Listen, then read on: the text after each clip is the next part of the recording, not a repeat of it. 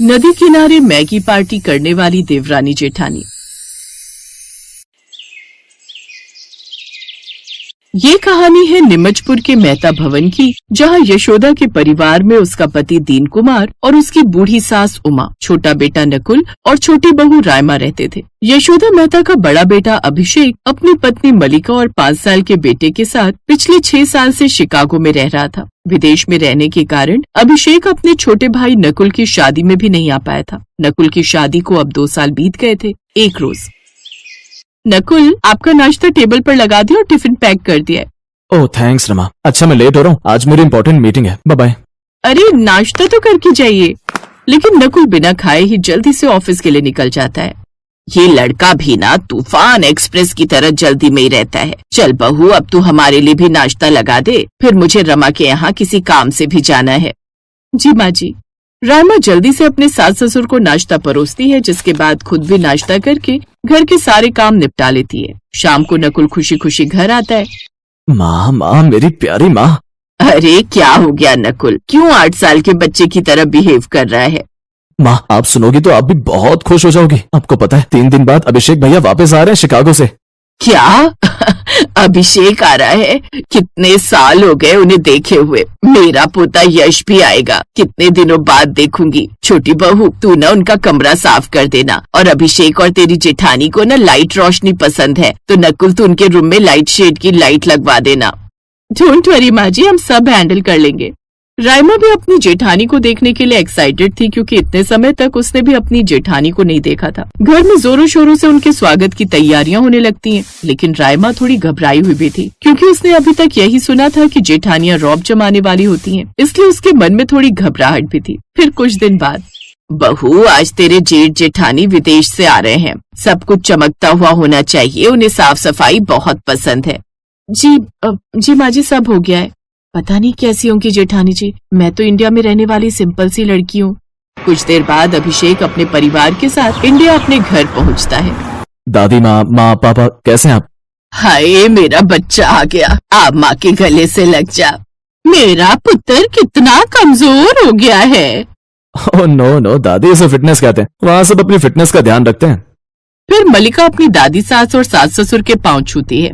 जीती रहे बहू। अरे मेरा पोता, मेरा जिगर का टुकड़ा, आजा दादी के पास आजा। छोटी बहू देख तो तेरे जेठ जेठानी आ गए हैं, आकर इनके पाँव छू, बड़ों का आशीर्वाद ले। रायमा नजरें झुकाए रसोई से आती है और पहले अपने जेठ के और फिर अपनी जेठानी के पाँव छूती है। प्रणाम जेठ जी, प्रणाम जेठानी जी। मलिका उसे गौर से देखती है तो मुस्कुरा कर बोलती है, अरे रायमा, ये तू है ना? हम तो साथ में स्कूल में पढ़ते थे, तू मेरी रिमू है ना? रायमा नजर कर ऊपर की ओर देखती है तो खुशी के मारे उछल पड़ती है। ओ तेरी की मलिका, तू मेरी मल्लू, कैसी है तू मेरी जान? आजा झप्पी पाले।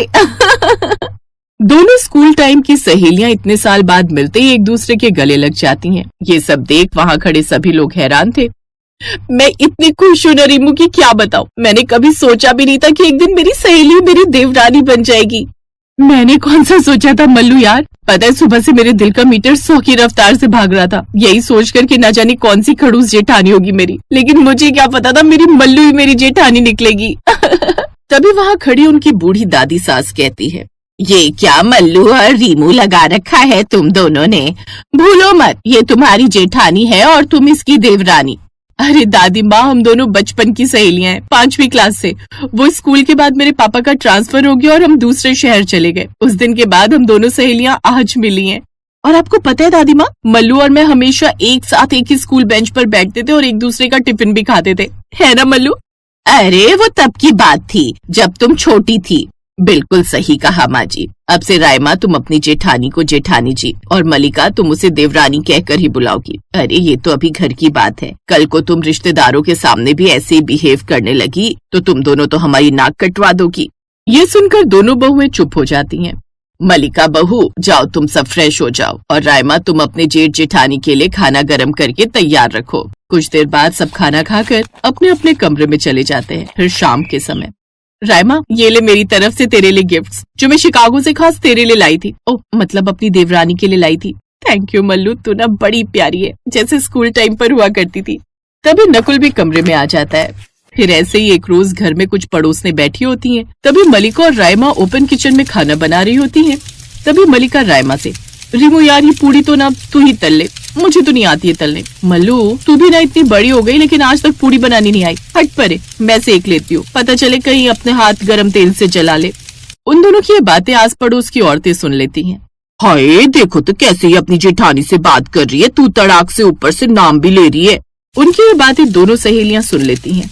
Aunty ji for your kind information, ये मेरी बचपन की सहेली है, तो ऐसे बात कर भी लेगी तो क्या ही हो गया। और वैसे भी मेरा मानना ये है आंटी जी कि रिश्ते निभाने के लिए दिल में रिस्पेक्ट होनी चाहिए, ना कि मुंह में बनावटीपन। मलिका उन दोनों का मुंह बंद कर देती है। साथ ही कई बार अपनी सास को भी ये बात समझाती, लेकिन वो सब उनकी दोस्ती को समझने को तैयार ही नहीं थे। छोटी बहू, अपनी जेठानी को तू कैसे ऑर्डर कर सकती है चाय के लिए, जानती है ना रिश्ते में तुझसे बड़ी है वो, अब तेरी सहेली नहीं है। लेकिन माँ जी मेरे सर में दर्द था इसलिए बोल दिया, तो कौन सी बड़ी बात हो गई। ये सुनकर सास रायमा को खूब बड़े बड़े लेक्चर देकर चली जाती है। यार तू छोड़ ना इन सबको, इन लोगों का तो यही चलता रहता है, ये लोग हमारी बात नहीं सुनने वाले कभी, तो फिर हम इनकी बातों की परवाह क्यों करें। बिल्कुल सही कहा। अच्छा तुझे याद है हमारे स्कूल के पीछे एक नदी बहती थी और अक्सर हम दोनों वहाँ उसके पास बैठकर कितना एंजॉय करते थे। हाँ तो चल फिर से वही दिन जीते हैं, क्या बोलती है। अरे नेकी और पूछ पूछ। उस दिन मौसम बड़ा सुहावना था और दोनों सहेलियां नदी किनारे अपने पुराने दिन जीने पहुंच जाती हैं और काफी देर तक वहां बैठकर ढेर सारी बातें करती हैं। फिर रायमा बैग से मैगी के पैकेट निकालती है। Oh my God Maggi. हाँ माँ जी ने जब राशन मंगवाया था ना तो बच्चों के लिए बहुत सारे मैगी के पैकेट भी मंगवाए थे, बस उसी में से उठाकर ले आई। वाह तो फिर देर किस बात की, चल आज नदी किनारे बैठकर मैगी के मजे लेते हैं। अब दोनों सहेलियां वही नदी किनारे मैगी बनाती हैं और बड़े मजे से खाती हैं। साथ ही दोनों गाना भी गाती हैं। बने चाहे दुश्मन जमाना हमारा, सलामत रहे दोस्ताना हमारा। ओ सलामत रहे दोस्ताना हमारा। और इस तरह दोनों सहेलियां एक दूसरे के गले लग जाती हैं। कभी कभी जीवन ऐसे रिश्ते जोड़ता है जो दिल से पहले ही जुड़े होते हैं, और जब दोस्ती रिश्ते में बदलती है तो घर घर नहीं स्वर्ग बन जाता है।